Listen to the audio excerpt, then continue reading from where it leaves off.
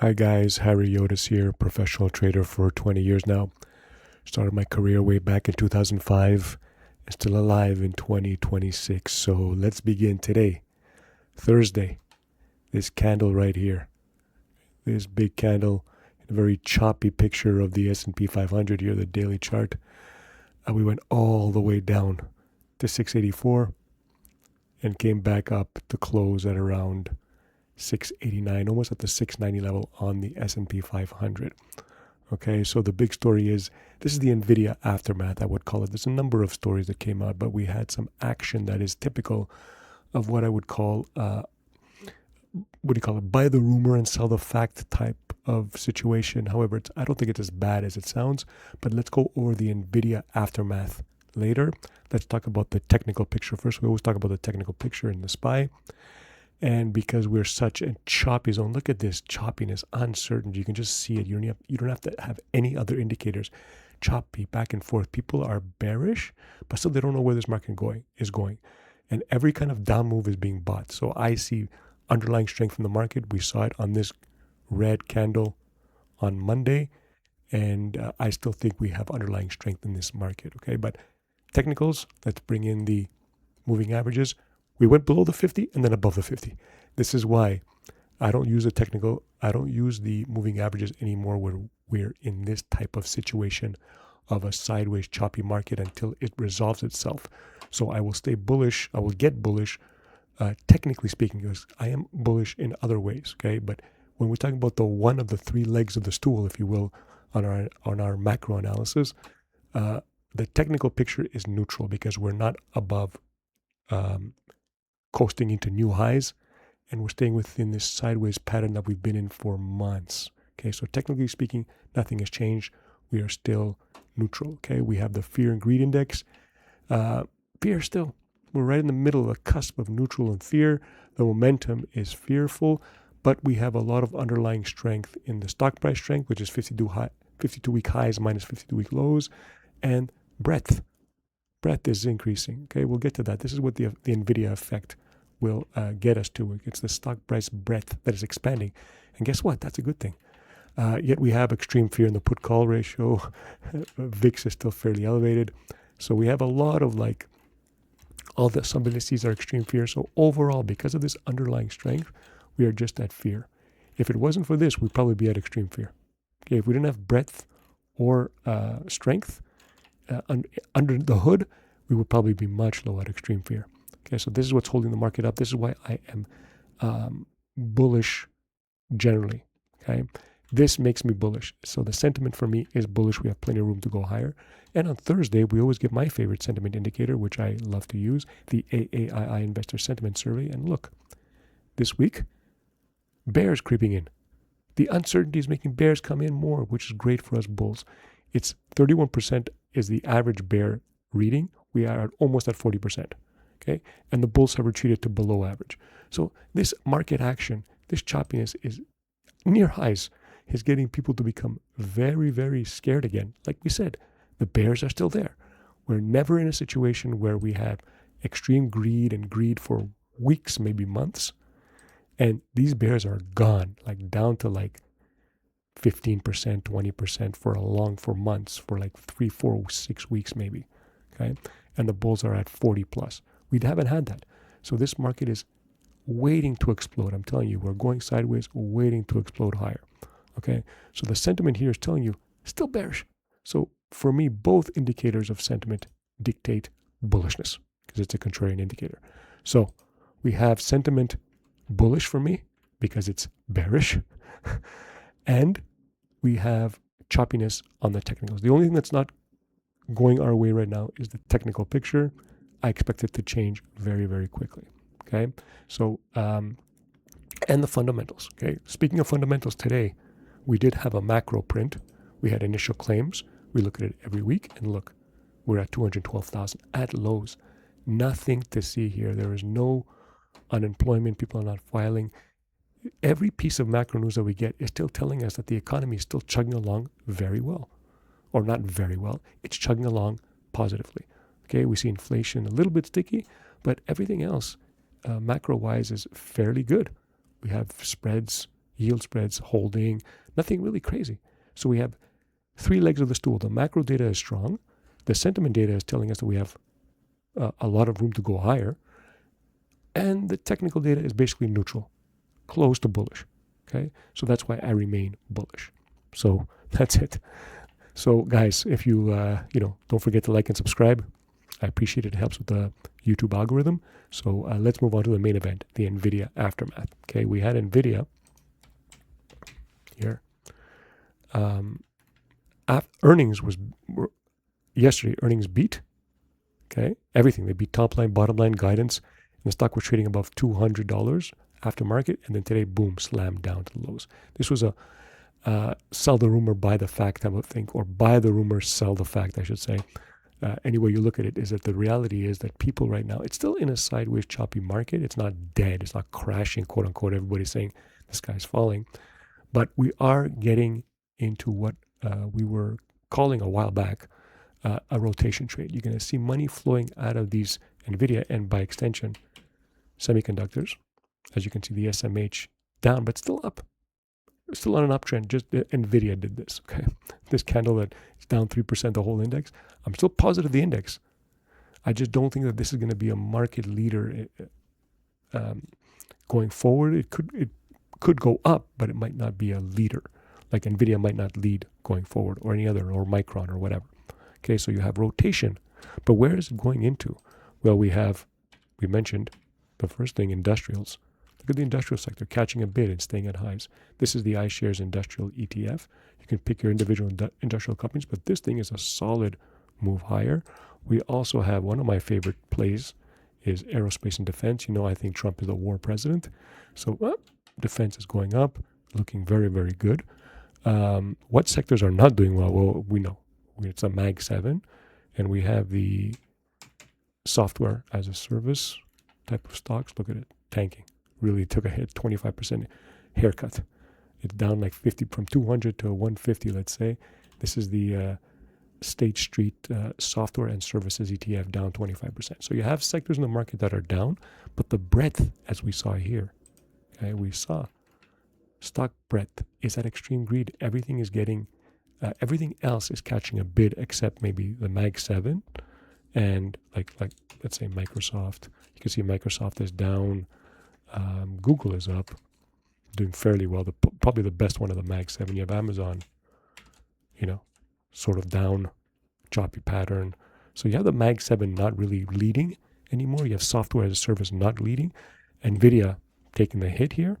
Not that it's going to die, but you have other sectors that are picking up the slack. And that is the theme of this NVIDIA aftermath, is that the market is moving away from these tech names and into other names. Again, one of the other sectors that is going at is my favorite, gold.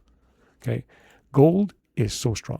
I'm trying to buy it during this, gold and silver. Okay, I'm trying to buy some stocks. I have a little bit, but I'm trying to buy it right before the Chinese New Year comes back, ends on Friday tomorrow, and the Chinese are back in business on Monday. I believe that gold and silver will start screaming. I think the bigger play is maybe physical silver, because if you look at the silver majors, SIL, they're at highs. Silver juniors, that is silver juniors, at highs, okay, recent highs, not ultimate highs. So the miners have already made their move, which is very, very positive. The metal has not. So you might want to actually buy the metal here because the miners are making the move. Same with GDX. The gold majors, new highs. GDXJ, new highs. Okay, you had very little time to buy this move. The moment it hit the 50, you should have bought it one day here, right? Like if we brought the moving averages here, so you can see, you had literally kissed the 50, the GDXJ. You had very little time. I bought individual juniors, but this is very little time or very little technical reason to buy it. Okay, you had one day and it barely kissed it. Okay, so it's very, very difficult to enter this. It was running away from me. Okay, so, but it is still a sector that people are piling into as opposed to the Mag 7. Okay, so today I did one trade. Okay, one trade I did. Oil. Okay, a still have a small position. And now because this is US oil, bearish. I'm bearish technically. I'm bearish fundamentally. I think we're awash in oil. The only thing that could bring it up is a war in Iran. And even then, look, it still hasn't broken this downward trend. So as it hit this level, okay, I saw it go down. I go, if it goes up again, I'm going to sell. So I shorted USO, okay, as a proxy for US oil. Okay, I shorted it around here. So the trade that I did was I shorted an out of the money call. Okay, I'm not going to get too specific on what I did, but I shorted an out of the money call. We'll see what happens. I am still bearish oil. I have the position in USO from around here. I also shorted here, so my average price is about in the midpoint. Okay, so we'll see. Who cares how this? Who cares where it goes? Because if it goes up because of the Iran war, I have a lot of gold, so it'll mitigate the loss because it's not a big position. I have way more positions in gold than I do in short oil. But I just, this is where you have to do it. This is a perfect technical level. I was waiting for it. I should have waited for here.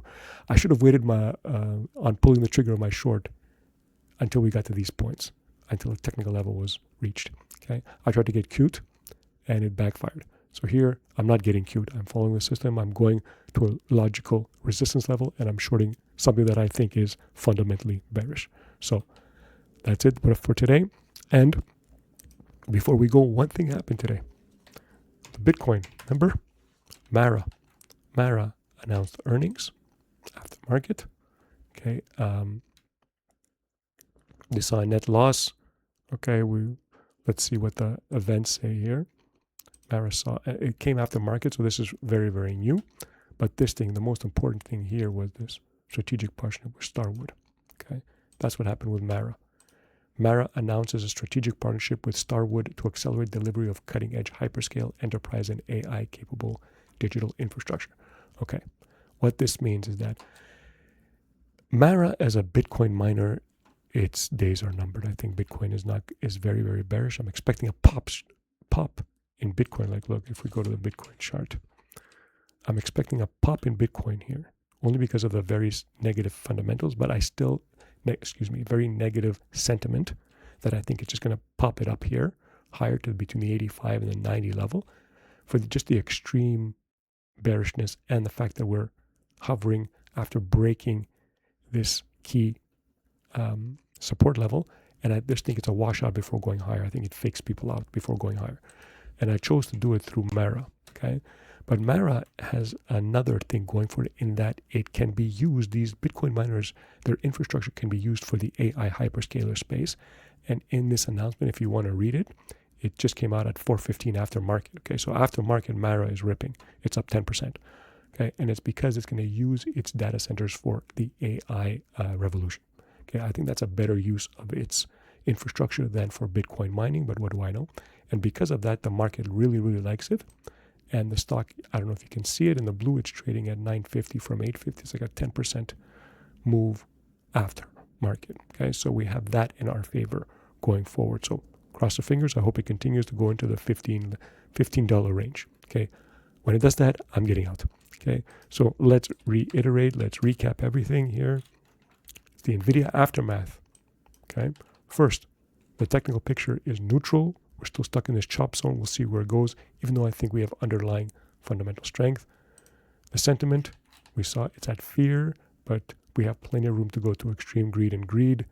AAII came out very much in the bearish camp, almost 40% bears, 33% bulls, near highs. This is what you want. Okay, this is what you want as a bull. Okay, we also had initial claims come out, a paltry 212,000. The macro is fine. There's no quote-unquote recession yet. The economy is holding up, okay? The NVIDIA aftermath, we have a series of rotations. We have SMH going down, but not out. NVIDIA, we should just look at that first. Still stuck within its range. I think it touches this and goes up higher, okay? That's although I'm not betting on it because I want to go into the sectors that will probably outperform, like industrials. Industrial ETF looking very, very strong. I like the defense sector, aerospace and defense, very, very strong. And of course, gold. This asset class is extremely strong. Okay? I've never seen this kind of strength. Okay, and silver. Okay, silver up, beautiful. It's looking very, very strong, especially with the Chinese New Year ending and coming back. So we have that going for us. These are the sectors you want to concentrate on, where the money is flowing to. Okay, defense, industrials, to name a couple, and gold and silver. Okay. Also, we did a short trade. Oops. We did a short trade on U.S. oil, USO, because U.S. oil hit a resistance level. Look, going all the way back. This was support for a long time. It broke it, and now it's resistance, I think, before going down. So I took a short position here, small one. Okay, if we get the only thing that'll hurt me is the Iran war. Okay, if there is one, but I'm covered because I have a gold position, so I'm comfortable making this trade. Okay, so did oil and Mara after hours popping because they are going to partner with Starwood to deliver AI. Cutting edge hyperscale enterprise AI capability, if you will. So basically, they're using the Mara infrastructure for AI purposes. So that's it, guys. Wow. Almost the end of the week and the end of February is almost over. Very, very choppy. I'm curious to see how the end of the month goes. Till tomorrow, guys. Later.